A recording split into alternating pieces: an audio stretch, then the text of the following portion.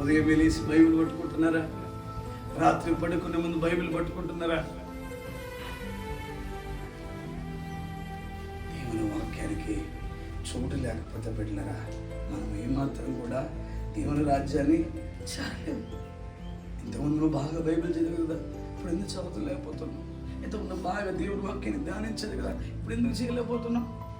ఏంటంటే తప్పిపోయాం.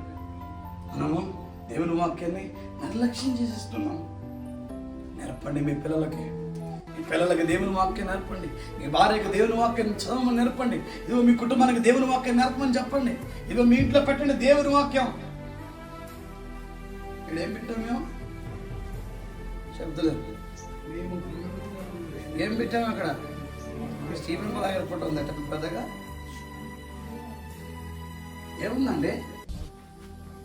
ఈ సంఘం ద్వారా వాక్యం బయటికి వెళ్ళాలి.